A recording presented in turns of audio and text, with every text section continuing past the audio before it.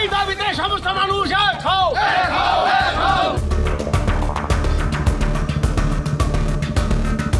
BJP কর্মীদের মিথ্যা মামলায় ফাঁসানো এবং তাদের উপর আক্রমণের অভিযোগ তৃণমূলের বিরুদ্ধে। প্রতিবাদে তুফানগঞ্জ থানায় ডেপুটেশন জমা এবং থানা ঘেরাও কর্মসূচির শতাধিক বিজেপি কর্মী সমর্থকদের। অপ্রীতিকর ঘটনা এড়াতে গেটের সামনে মোতায়েন বিশাল পুলিশ বাহিনী।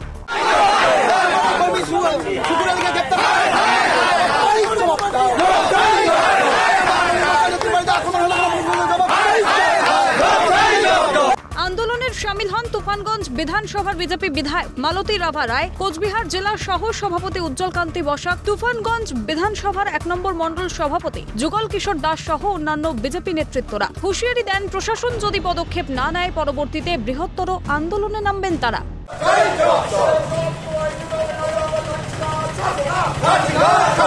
সন্ত্রাসবাদী তৃণমূলের এই বাংলায় আর ঠাঁই নাই। সন্ত্রাসবাদী তৃণমূলের এই বাংলায় আর ঠাঁই নাই। এই বিভিন্ন বিষয় এলাকায় যে একের পর এক ঘটনা ঘটছে, ধলপল থেকে শুরু করে নাককাটিগাছ, বালাভূত, আমার এই মণ্ডলের প্রত্যেকটা জায়গায় মানে প্রতিদিনে তৃণমূলের তাণ্ডব চালাচ্ছে, অথচ পুলিশ নিষ্ক্রিয় তৃণমূলের দলদাস হয়ে কাজ করছে। আমাদের ভারতীয় জনতা পার্টি যারা কার্যকর্তা আছে তাদের নামে মিথ্যে মামলা, জামিন অযোগ্যতা মামলা দিচ্ছে। এরই প্রতিবাদে আমরা আজকে এখানে থানা ঘেরাও কর্মসূচি করেছি আমার তুফানগঞ্জ মণ্ডলের পক্ষ থেকে।